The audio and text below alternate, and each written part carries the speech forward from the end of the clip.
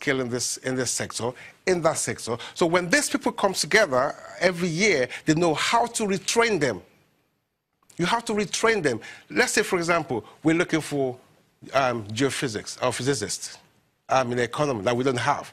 We have shortage of them. Now, the people that actually studied that discipline, okay, you now retrain them because we have a shortage of them, okay, retrain them and pump them into that sector.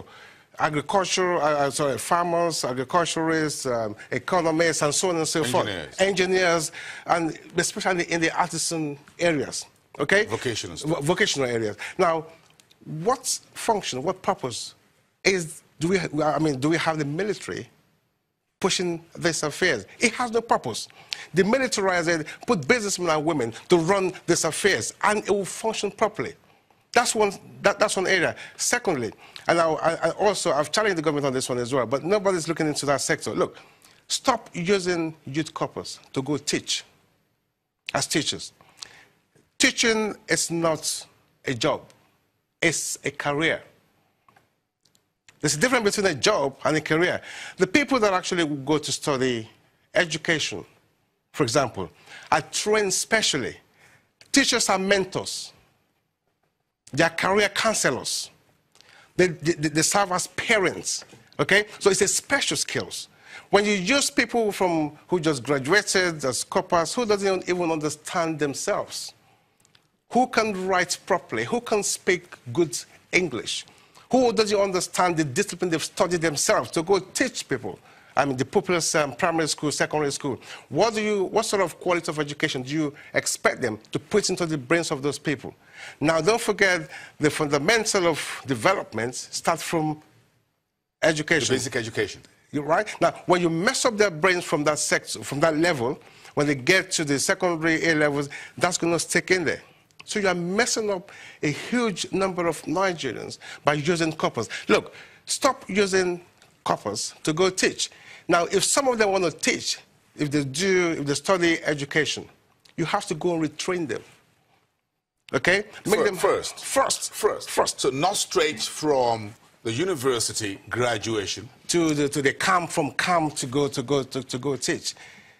Now, many years ago, when we used to have education inspectors, if we still have them now, and they go to all the schools to go see the quality of what they put into those people's heads, you will be crying. You weep for them.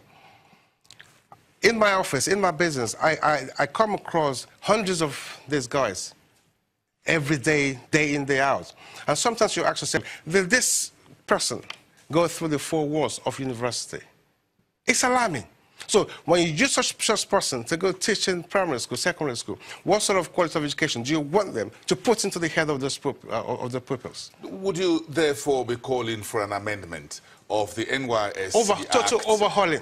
Because as at this morning, I saw on Twitter, the Senate is doing an amendment of the NYSC Act. What would you like to see there specifically? And I've picked something out, or two. Yeah. You said the head of the NYSC shouldn't be a military officer. No, not at all. So you would prefer an entrepreneurial person? Absolutely. Or a successful businessman? Yep. Okay. Or a management consultant? Absolutely. Like yourself? Yeah. Well, if they want to do that, yeah. I'm not sure you heard that. Yeah. Yes. Then, number two, don't use the youth corpus as teachers in primary and secondary schools. Unless they are retrained. If they study education and they've gone through maybe 6 months retraining to become career counselors, mentors, and so on and so forth, before they could actually go to the classrooms to go teach. Do you think we have an issue with our population here vis-a-vis our jobs market? That keeps occurring. Funny enough, there are jobs in this country. There are a huge number of jobs. But the problem is we don't have the right skill of people to fill those jobs. So it's not necessarily due to rising population? The population rise is one thing. It's an advantage if we know how to tap into it and make it useful to us. In India is about 1.3 billion. They understand the advantage okay, of their population. So they tap into the human resources of that numbers. Now, they invest heavily in ICT. They invest heavily into the medical sector. So when they have enough within themselves that can take care of the economy, they export those people out. If you go everywhere now around the world, the majority of the IT guys in the US are the Asians, Indians, doctors in the UK, and so on and so forth. Let's take a break. Michael, Adele, let's take a break. We'll come back to that conversation on jobs, and we're looking at 2018. It's not too early to do that, is it? We'll be back in 2.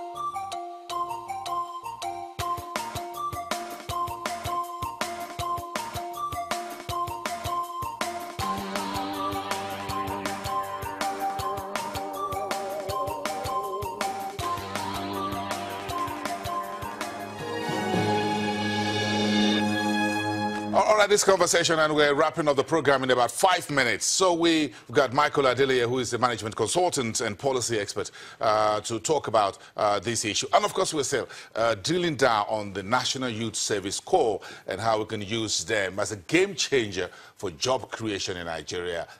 Millions of them who wore those national uniforms. Michael, let's drill down a little bit into this. Do you think, how quick do you think we need to make these changes you suggested with the NYSC? Thank you very much again.